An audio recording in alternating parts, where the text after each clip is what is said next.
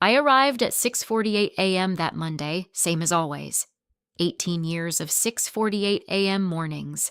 Same parking garage, same elevator, same coffee cup in my hand. I had walked through the doors of Callaway Merit Group so many times that the security guard didn't even look up anymore. He just nodded. That was enough. But that morning, something was wrong before I could name it. My key card beeped red at my office door. I looked at it. I tried again. Red again. I stood there for a moment, cup in hand, staring at a door I had walked through almost every working day for 11 years. I figured it was a system glitch. We had upgraded our building access software 3 months earlier, and it had been a mess from day one, which I knew because I had managed the rollout. I walked down to the security desk on the ground floor. The guard on duty, and a young man named Marcus who had started with us maybe 6 months earlier, looked up at me with the specific expression of someone who knows something uncomfortable and has been hoping you wouldn't ask. He pulled up the system. He turned the screen slightly away from me. Then he said, "Ms. Callaway, it looks like your access profile was updated over the weekend. Your office has been reassigned." I asked him to repeat that. He did. I thanked him. I kept my face very still, and I took the elevator back to the 8th floor, the executive floor, not because I was panicking, but because I wanted to see it for myself. My name is Diane Callaway. I am 44 years old. I am, or was, depending on who you asked that morning, the Chief Operating Officer of Callaway Merit Group, a mid-sized B2B technology services firm based in Chicago, with 340 employees, 14 years of operating history, 4 years of planning before that. The company was built on 2 things: Gordon Merritt's ability to sell a vision and my ability to actually deliver one. I co-founded this company when I was 26 years old, the same age as the person I found sitting behind my desk. His name was Preston Merritt III, Gordon's son. I had watched Preston grow up in the background of company holiday parties, a boy who showed up, ate the shrimp cocktail, and left early. The last time I had spoken to him at any length was 2 years ago, when Gordon had brought him in for a brief, observational rotation that lasted 11 days before Preston decided the work wasn't interesting enough. He had never held a job for more than 14 months, and he had an MBA from a school his father had donated to. He had a firm handshake and a very nice watch. He was sitting in my chair. His feet were not on my desk, but I could tell it had crossed his mind. He had rearranged my credenza. My framed photo of the company's first office, a rented room above a print shop in Wicker Park, was gone. In its place was a small potted succulent and a wireless speaker. On the edge of my desk sat a nameplate, brushed brass. It read, "Preston Merritt III, Chief Strategy Officer." My nameplate was nowhere. I didn't go in. I stood in the glass doorway for 5 seconds, memorized the room, and walked to Gordon's office at the end of the hall. His door was closed. His assistant, a careful woman named Renata who had worked with us for 9 years, looked up at me with the same expression Marcus had used downstairs. Is he available, Renata?" "He's in a call, Miss Callaway. He asked not to be disturbed this morning." "Of course he did," I said. I went to HR. There was a letter waiting for me, already printed, already in an envelope with my name on it, handwritten, which I found almost insulting given the circumstances. The HR director, a man named Brian who had never once delivered difficult news without visibly sweating, handed it to me and immediately excused himself to get water that he didn't come back with. I read it standing at his desk. The language was careful, the kind of careful that means a lawyer touched it. My title would remain Chief Operating Officer, on paper, but my responsibilities were being restructured to better align with the company's strategic growth objectives. Preston Merritt III had been appointed Chief Strategy Officer, effective the previous Friday. Operations and strategy were now consolidated under his leadership. My team, 14 people I had hired, trained, and worked beside for years, had been reassigned to report to Preston, effective immediately. I was being relocated to a fourth-floor office. I was being given a senior advisory function. No direct reports, no budget authority, no access to the operational systems I had built. They had taken everything except the title. And I think they kept the title because removing it outright would have been legally cleaner to challenge. I folded the letter. I put it in my bag. I said thank you to the empty room and walked back to the elevator. I sat in my car in the parking garage for 12 minutes. I know it was 12 because I watched the dashboard clock. I read the letter a second time. Slowly, all the way through. And here is the thing about that moment. The thing I want you to understand before I tell you anything else. I was not devastated. I was not crying. I was not shaking. I was not making frantic phone calls or composing an angry email in my head. I was calm. A very specific kind of calm. The kind that comes not from acceptance, but from clarity. Because that letter, that careful, lawyer-touched, envelope with my name on it letter, did not mention one thing. Not one word about a document that had existed since the day this company was legally formed. Not one word about a structure that Gordon Merritt had agreed to 18 years ago and somewhere along the way had apparently decided to forget. He had forgotten. Or he assumed I had. Or he assumed it didn't matter anymore. It mattered. It mattered more than anything else in that building. And as I sat in that parking garage, I already knew that what Gordon Merritt had done that weekend was not a power move. It was the most expensive mistake his family had ever made. Let me tell you how this company actually got built. Gordon and I met at a consulting firm called Aldridge Partners. He was a senior associate. I was one level below him. On paper, he had more authority.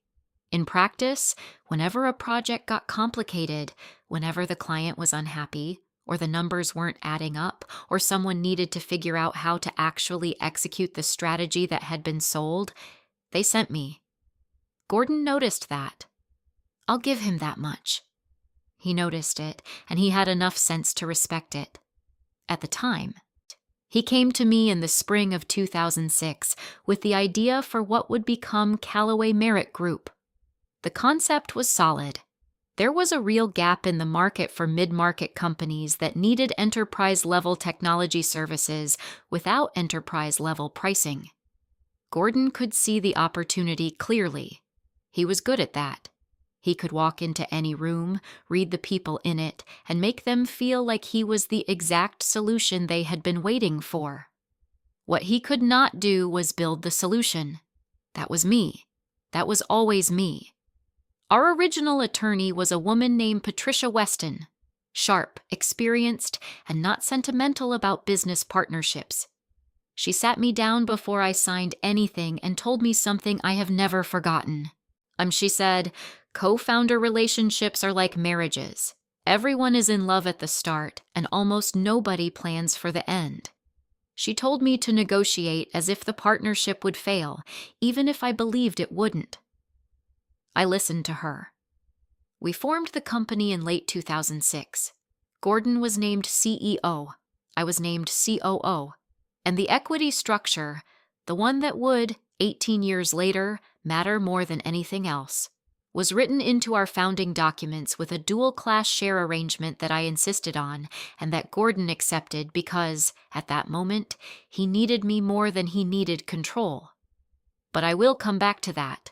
Because first, I want you to understand what 18 years actually looked like. Gordon took the stage. Every client dinner, every industry conference, every press mention, every LinkedIn post. He was the face of Callaway Merritt, and he was good at it. When things were going well, he was photographed. When we won an award, and we won several, he accepted it. When journalists called, he returned their calls. I built everything he was standing on. I wrote the operational playbook that the company still runs on. I hired the leadership team, Most of the department heads had been recruited by me, interviewed by me, and developed under me. I designed the compliance framework that allowed us to pass 3 separate enterprise security audits and land clients who would never have touched us otherwise. I negotiated our vendor contracts. I built the client onboarding system. I managed the crisis. And there was a crisis. In 2017, Gordon made a decision I told him not to make, and he pushed through an acquisition of a smaller firm called Vantage Point Solutions. I told him the due diligence was incomplete.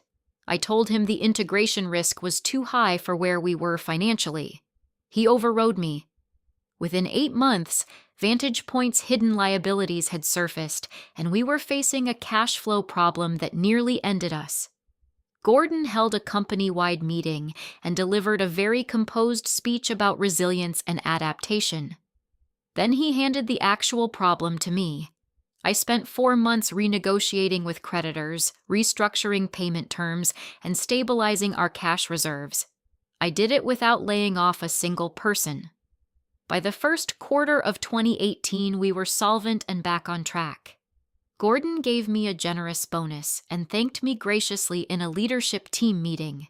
And then he took credit for the turnaround in an interview he gave to a business journal that fall. I kept a copy of that article. I still have it. There was a day, April 14th, 2009, when my father called me to remind me that his birthday dinner was that evening. He was turning 70. My whole family was gathering. I had promised him I would be there. I called him at 4 p.m. and told him I couldn't make it. I was 3 hours away from closing the Hendricks National contract, the anchor client whose revenue made us viable for the next 3 years. I chose the company. My father died 14 months later. I am not telling you this for sympathy. I am telling you because I want you to understand what I built and what I chose and what it cost me. I gave this company 18 years, not because I worshipped Gordon Merritt, not because I needed the approval, but because I believed in what we were building, and because when you are the one who actually builds something, you feel it differently than the person who just gets to put their name on it. Gordon had my name on the building. He had it on the letterhead. He just forgot, or chose to forget, that I had something far more important in the documents that had been sitting in a lawyer's file cabinet since 2006. Something that no letter from HR, no relocated nameplate, and no 26-year-old sitting in my chair could take away. Let me explain something clearly, because it matters. When most people think about owning part of a company, they think of it simply. You own 30%. Your partner owns 70%. The person with 70% has more say. That is how most people picture it. But that is not the only way it works. There is a structure called a dual-class share arrangement. It sounds complicated. It is not. Here is what it means in plain terms. Not all shares are created equal. Some shares carry more voting power than others. A company can issue 2 classes of stock, let's call them Class A and Class B, where one class carries significantly more votes per share than the other. Technology companies use this structure all the time. It is how founders at major public companies retain control even after they sell large portions of their equity to outside investors. Callaway Merritt Group was not a public company. But when Patricia Weston sat across from me in 2006 and told me to negotiate as if the partnership would fail, this is what I negotiated. Gordon held 49% of all voting shares, and I held 51%. Let me be precise about what that means. Gordon was the CEO. His name came second in the company name only because we went alphabetical, Callaway before Merritt, and he never loved that, but he accepted it. He ran the company day to day. He signed client contracts. He led executive meetings. He gave the interviews. To everyone looking from the outside, Gordon Merritt ran Callaway Merritt Group. But any decision that required a shareholder vote, and there were many, required majority approval, and majority meant 51%, which was me. Removing or changing the responsibilities of a C-suite officer required a shareholder vote. It said so in our bylaws, written in 2006 and never amended. Appointing a new executive to a leadership role required a shareholder vote. Restructuring the operational leadership of the company required a shareholder vote. Changing the company name, which Preston had just announced plans to do in front of 340 employees, required a shareholder vote. Gordon had done all of these things without asking me, without calling a meeting, without sending a notice, without even a courtesy conversation. He had restructured my role, stripped my team, installed his son as chief strategy officer, and mailed me a letter about it.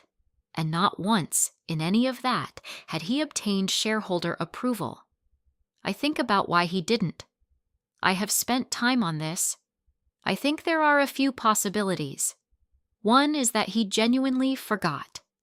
18 years of running day-to-day operations, 18 years of making decisions, 18 years of being the CEO, it is possible the founding documents had faded in his memory to the point where he no longer thought about them in practical terms. He thought about them the way you think about the deed to your house. You know it exists. You do not read it on a regular basis. Another possibility is that he assumed I had forgotten too, that I was too loyal, too invested, too deep inside the daily work to have been tracking the governance structure all these years. A third possibility is that he knew and simply didn't believe I would use it. That after 18 years of being the steady, reliable, behind-the-scenes engine, after 18 years of not making waves, not going to the press, not threatening him once, he had decided that I was not the kind of person who would pull that trigger. All three of those possibilities have something in common. They were wrong. I called Patricia Weston that evening. She was semi-retired now, but she still took my call. I explained what had happened. I told her about the letter, about Preston's nameplate, about the team reassignment, about the fourth floor advisory role with no budget and no reports. There was a pause on her end. Then she said, "Diane, you still have the filing from 2006, correct?" I told her I had every document from 2006 in a fireproof box in my home office. I had never thrown any of it away. She said, "Then none of what Gordon did on Friday was legal. Not a single piece of it."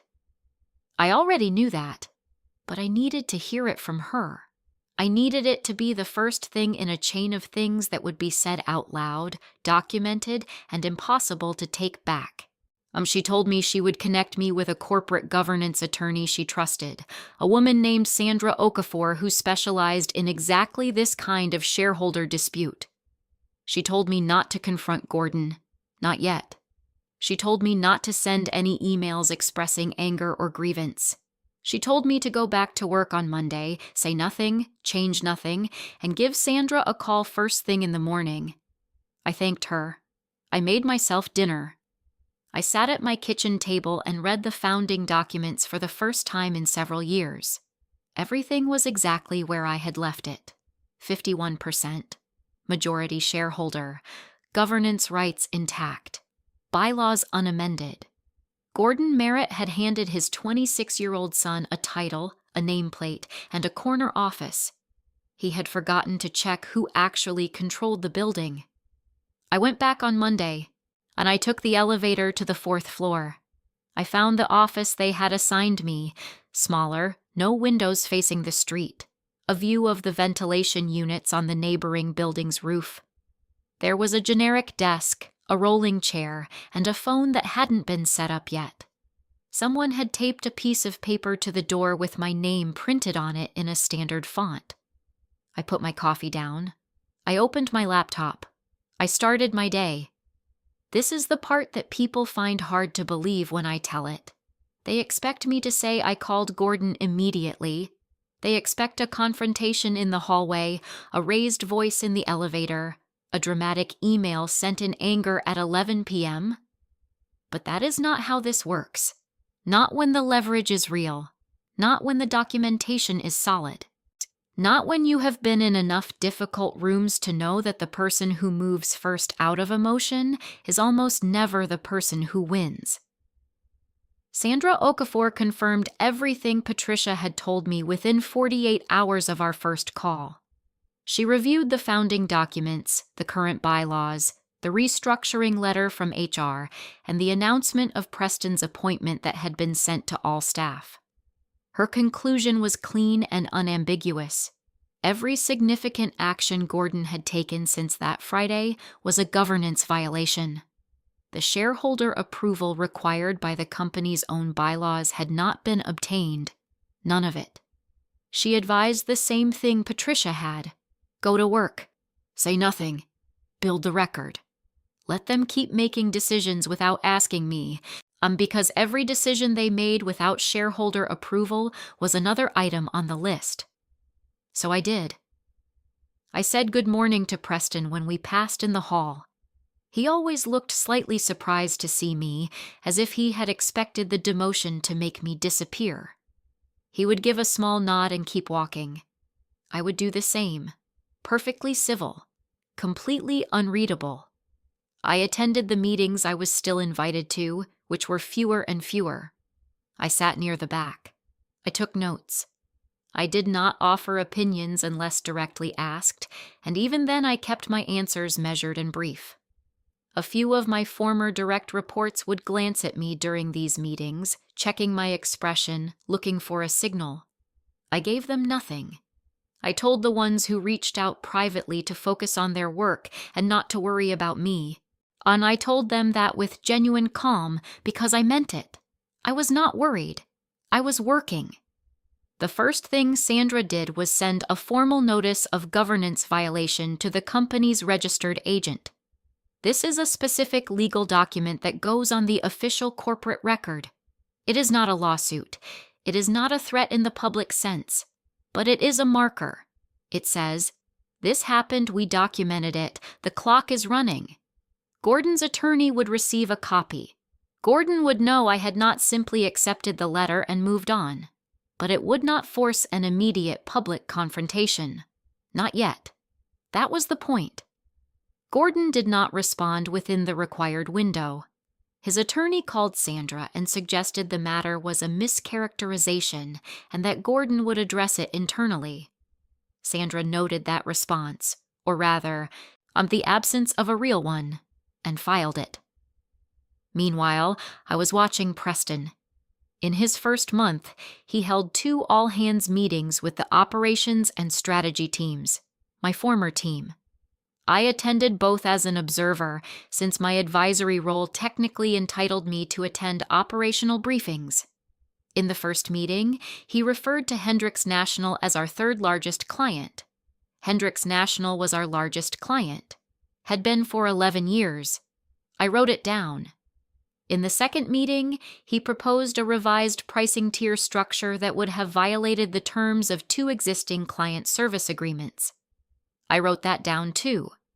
He sent the wrong version of a vendor proposal to an external partner, an early draft with internal margin notes still visible, and I documented that I had seen it referenced in a follow-up email chain I was still copied on.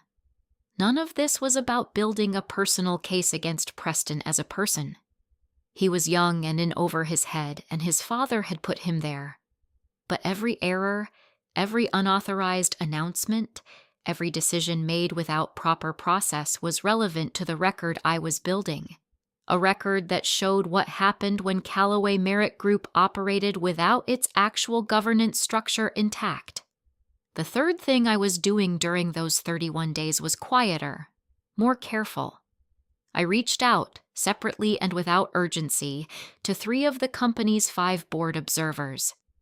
These were experienced professionals, former executives and advisors, who held no voting power but carried significant credibility with our institutional minority investors. And I did not tell them what I was planning. I asked them questions. I listened. I let them draw their own conclusions from what they were already seeing inside the company. All 3 of them, independently, expressed discomfort with what was happening. I let that settle. On the 31st day, Sandra called me in the evening. "The response window is closed," she said. He chose not to respond formally. That was his decision. "I know," I said. "It means the next move is ours." I had already known what the next move was. I had known it since the parking garage, since the dashboard clock, since the moment I read that letter a second time in the quiet of my car. I had just been waiting for every piece of the record to be exactly where it needed to be before I moved. Now it was. 6 weeks after the demotion, Preston sent a calendar invitation to every person in the company. The meeting title was "The New Direction of Callaway Merit Group." It was scheduled for a Thursday morning in the main conference center on the 3rd floor, the largest meeting space we had, the one we used for company-wide announcements and the annual all-hands. It held about 200 people comfortably. They had set up a small stage at the front with a podium and a screen. There were printed agendas on every seat when people arrived. I picked one up on my way to the 3rd row. Preston walked in at 9 o'clock exactly, which told me someone had coached him on punctuality. He was wearing a suit that fit well and carrying a leather portfolio he did not open once during the entire presentation. He had a confidence that I recognized immediately. Not the confidence that comes from knowing what you are doing, but the confidence that comes from never having been seriously challenged. Those two things look almost identical from a distance. They feel very different up close. The slide deck was professional. Someone had paid for that. His name appeared on the title slide in a large font. Preston Merritt III, Chief Strategy Officer, and again at the bottom of every subsequent slide in a smaller one. The deck was titled Vision 2025 and Beyond. He spoke for 40 minutes. He announced a rebranding initiative. The company would be moving away from the Callaway Merit name, which he described as legacy positioning that no longer reflected the company's direction. The new name had not been finalized, he said, but the rebrand would be in market within the year. Several people in the room shifted in their seats. I kept my eyes on the screen. He announced something called the Innovation Council, a new internal body that he would chair, consisting of 6 people he had already selected without any formal process. He described it as a strategic accelerator. 2 of the 6 people he named were junior employees who had been with the company for less than 18 months. He announced the restructuring of 3 departments. Client services, delivery operations, and vendor relations would all be reorganized under a new unified structure that he called the Integrated Service Model. He presented a new org chart. And he did not mention that 2 of the changes he was describing would directly conflict with the terms of existing client service agreements, agreements that specified contact structures, escalation protocols, and dedicated account team arrangements that our clients had contractual rights to expect. He did not mention me once, not during the rebrand section, where my name was being removed from the company. Not during the operational restructuring, which covered territory I had built from scratch. Not in the acknowledgments at the end, where he thanked the leadership team as a collective without naming anyone who had come before him. I sat in the 3rd row, with my hands folded in my lap and my face completely still. A few of my former direct reports glanced at me when the rebrand slide went up.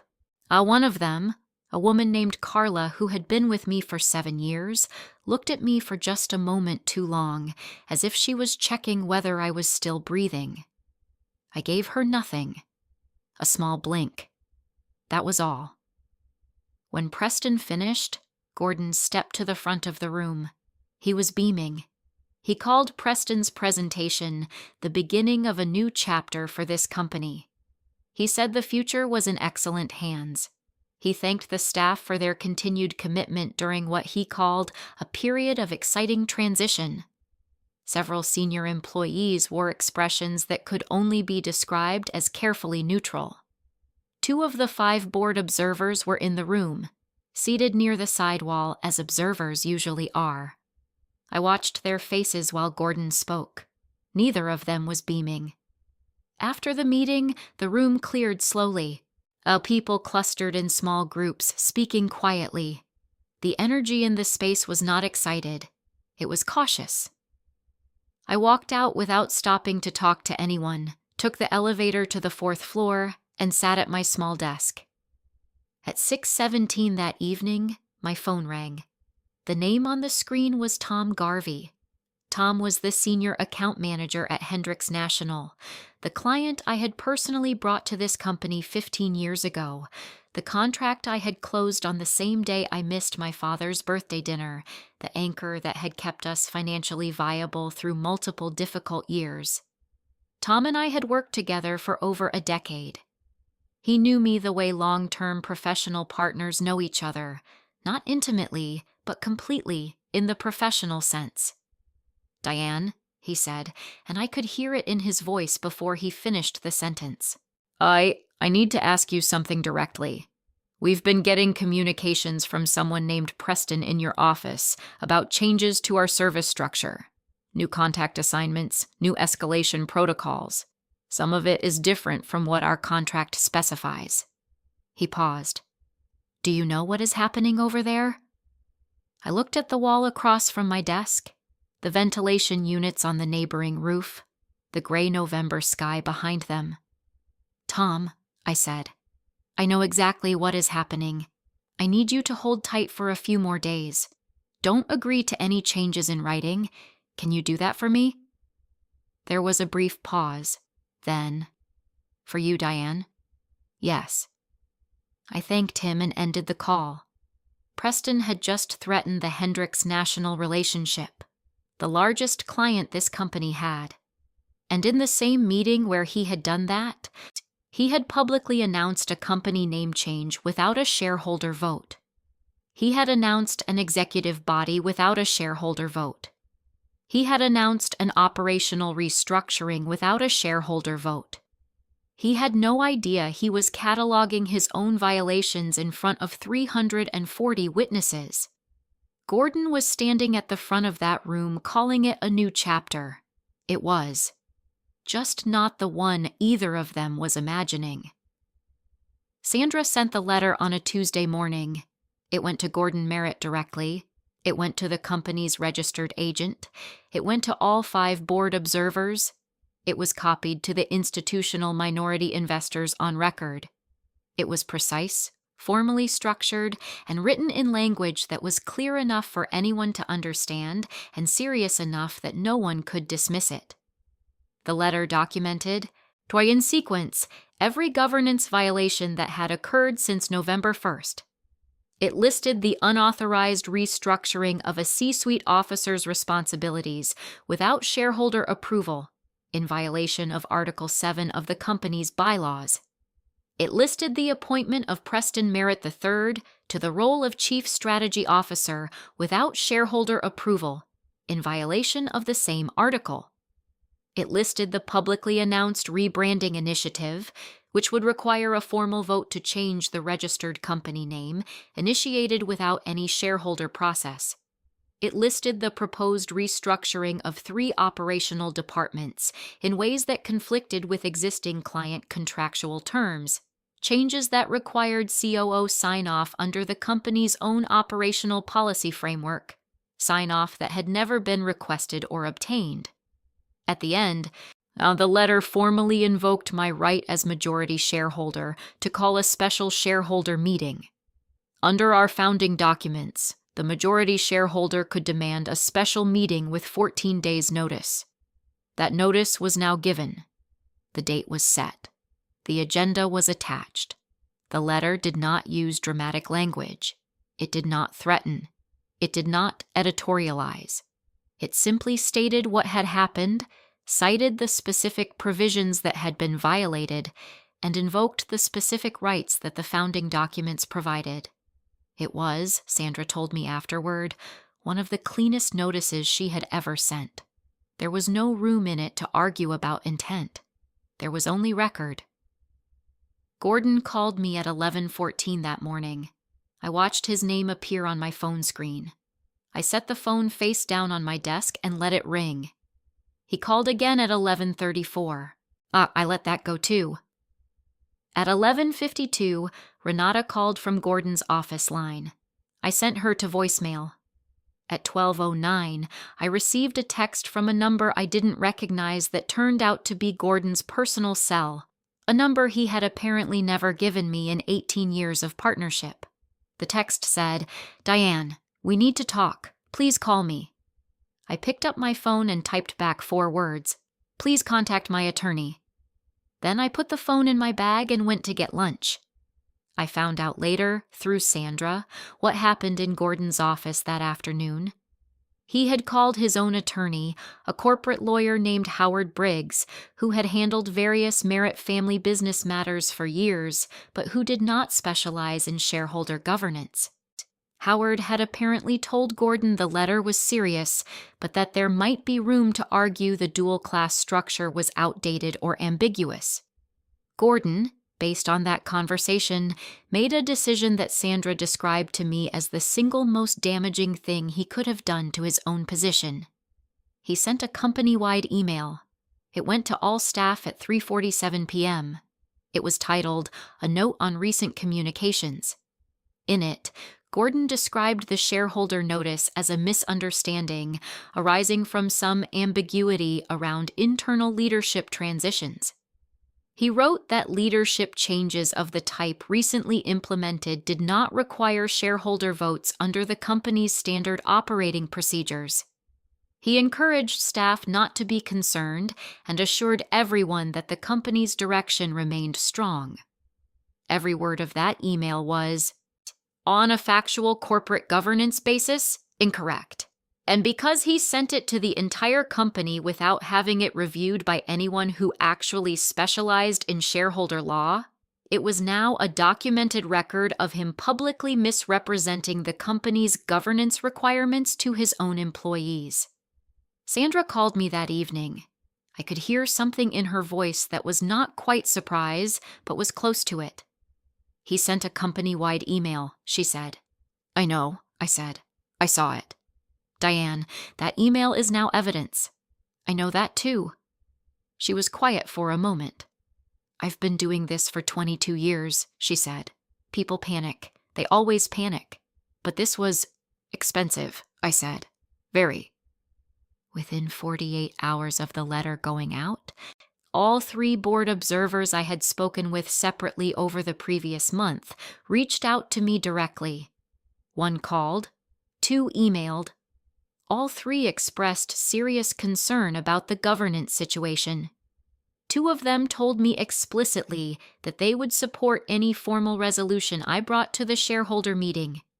The 3rd said he needed to review the documents more carefully, but that his preliminary view was that the company had a significant procedural problem that needed to be corrected. The CFO, a careful, numbers-oriented man named David Park, who had worked at Callaway Merritt for 6 years and who had always treated me with quiet, consistent respect, sent a message to Sandra asking for a copy of the original founding documents and the company bylaws. He said it was for his own review. He did not explain further. He didn't need to. And the fact that he was asking told me everything.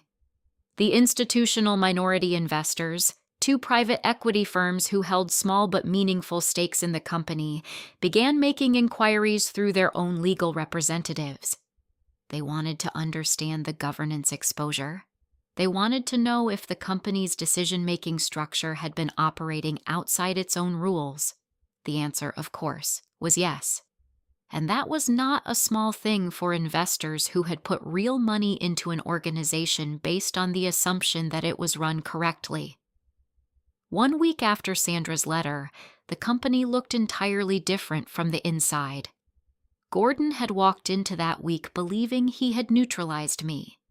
He walked out of it having lost the confidence of the board observers, the trust of the institutional investors, and the professional respect of his own CFO, all in 7 days, because he had forgotten 1 document and panicked when reminded of it. The special shareholder meeting was in 7 more days. I spent those 7 days preparing. The morning of the meeting, I woke up at 5. not because I had set an alarm. I just woke up. I lay in the dark for a few minutes, looking at the ceiling, running through nothing in particular.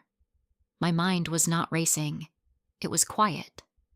That is how I have always known when I am truly prepared for something, not the absence of nerves, but the absence of noise.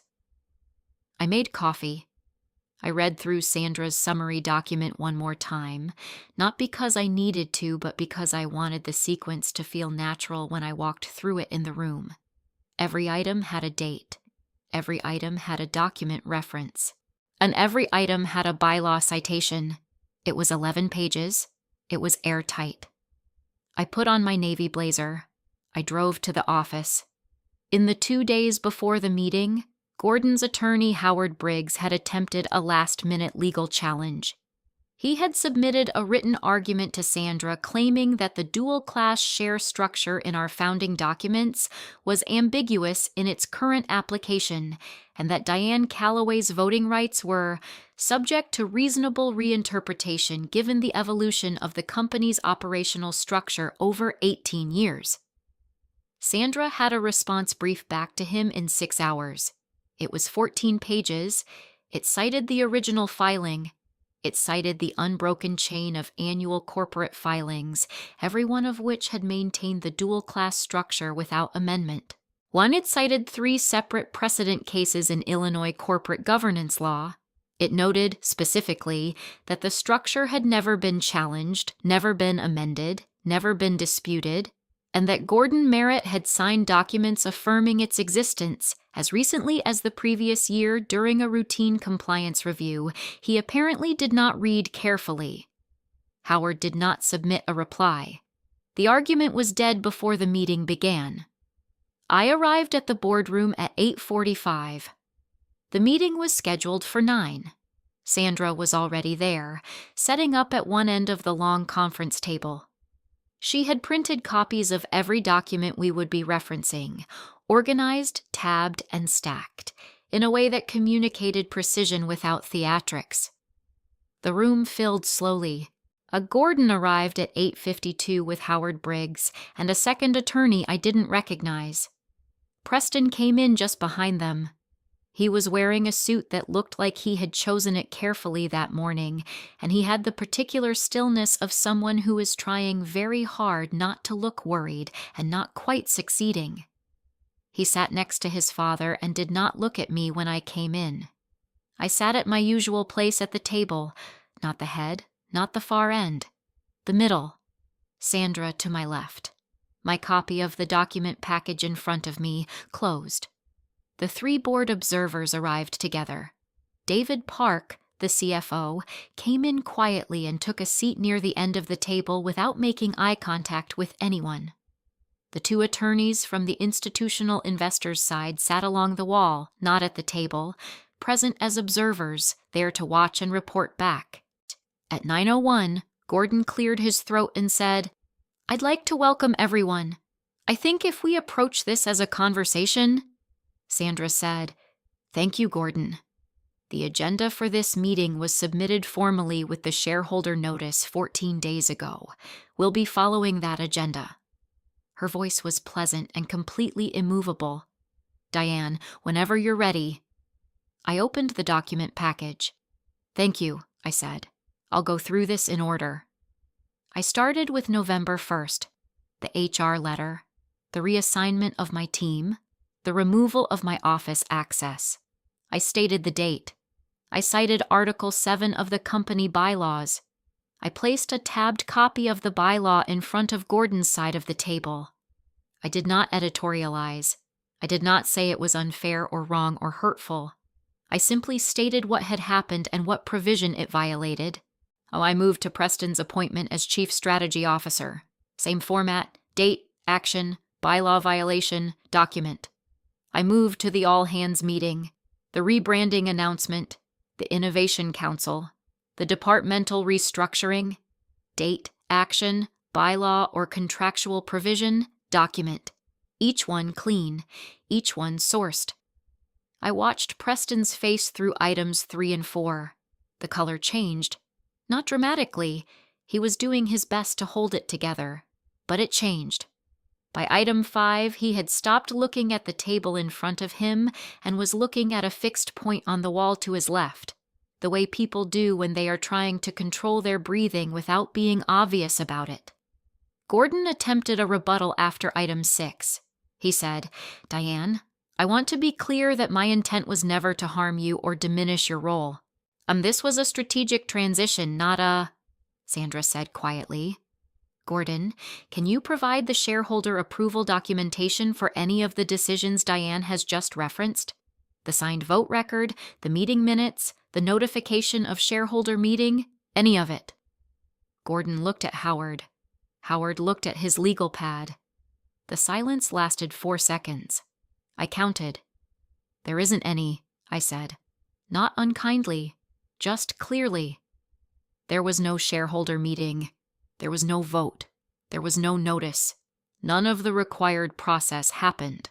That is what this record shows. Gordon said nothing. He was looking at the table. I called the vote. The formal resolution covered 3 things. First, all executive decisions made without proper shareholder approval since November 1st were to be invalidated, including the appointment of Preston Merritt III to the role of Chief Strategy Officer and the restructuring of C-suite responsibilities. Second, my full authority as COO, my team, my office, my budget, my operational access was to be restored immediately. Third, the proposed rebranding initiative was formally tabled pending a proper shareholder vote that had not yet occurred and could not proceed without one. I voted my 51% in favor. The resolution passed. It did not require anything else. 51% was all it had ever needed. The bylaws were clear. Sandra had a notarized record of the vote completed within minutes. Preston's title was gone. His authority over my former team was dissolved. The nameplate would be coming down. Gordon sat at the head of that table and said nothing. He did not argue. He did not appeal. He did not look at Preston. He looked at the surface of the table in front of him, and for a moment he looked exactly like what he was, a man who had made a catastrophic assumption and had just watched it collapse point by point in front of everyone he had wanted to impress. Howard Briggs began gathering his papers.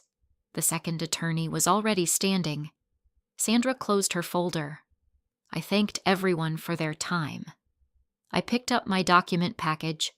I walked out of the boardroom, took the elevator to my floor, the 8th floor, the executive floor, and stood for a moment in the hallway outside my office. My nameplate was still gone. But that was a facilities request. That was Tuesday morning's problem.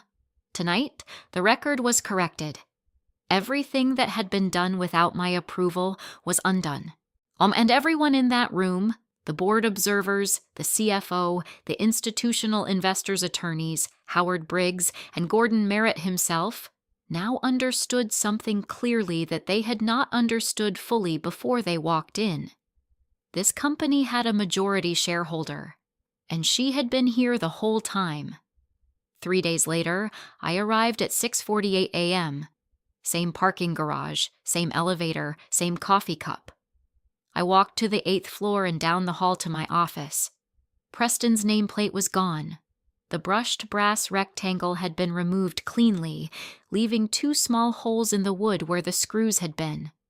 My credenza had been restored. Someone from facilities had apparently come in the previous afternoon.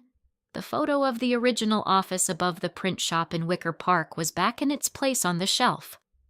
I sat down. I put my coffee to the right of my keyboard, same as always. I opened my laptop.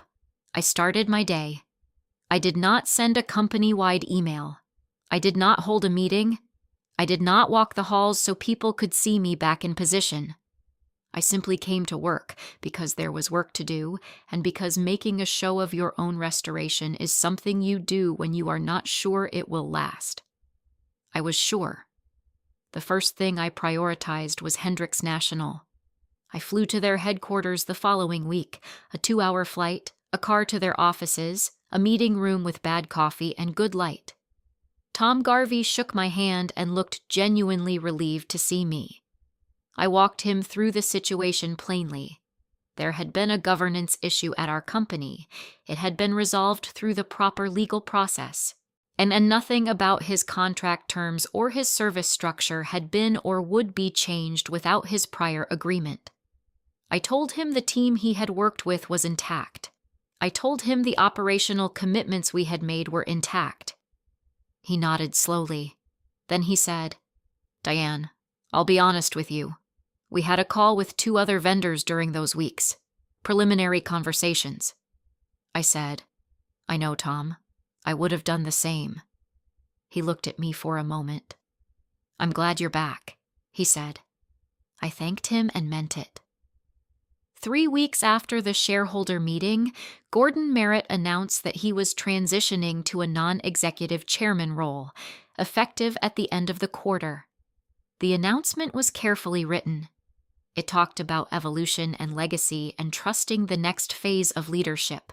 It was the kind of statement that is designed to sound voluntary. It was not entirely voluntary. What the announcement did not mention was that the 2 institutional investors, after reviewing the complete governance record that had been assembled during the shareholder proceedings, had communicated through their legal representatives to Gordon's attorney that his continued presence in an operational role created governance risk they were not willing to accept. They had not threatened litigation. They had not made demands. They had simply made their position clear, and Gordon had understood it. He stepped back. Preston was gone within 30 days of the shareholder meeting. A quiet severance, a non-disclosure agreement. No announcement to staff, just an absence that became permanent. And I heard through Renata that he had gone to work for a smaller firm connected to a family friend. I wished him nothing specific, not failure, not success. He had been put in an impossible position by a father who loved him more than he understood him. That was its own burden. The board observers and the institutional investors jointly asked me to assume the CEO role on an interim basis while a formal search was conducted. They sent the request through Sandra, formally and in writing, which I appreciated. I accepted the interim designation. I set a start date. I began the transition. I was already doing most of the job anyway. I had been for years. On my first morning as interim CEO, I arrived at 6:48. Same time. I sat at my desk with my nameplate back on the door, and I looked out the window at the Chicago skyline, gray and cold and very clear in the early morning light. I thought about the parking garage, about the dashboard clock, about the letter I had read twice in the quiet of my car and folded back into my bag. I thought about Patricia Weston telling me in 2006 to negotiate as if the partnership would fail. I thought about my father's birthday dinner and the contract I closed instead, and the 18 years that followed. I did not feel triumphant. I did not feel the urge to call anyone and describe what had happened in terms of winning or losing. I felt something quieter than that, something closer to settled. I opened the first folder on my desk. There was work to do. There was always work to do, and I was still here to do it. That was the whole point. It had always been the whole point.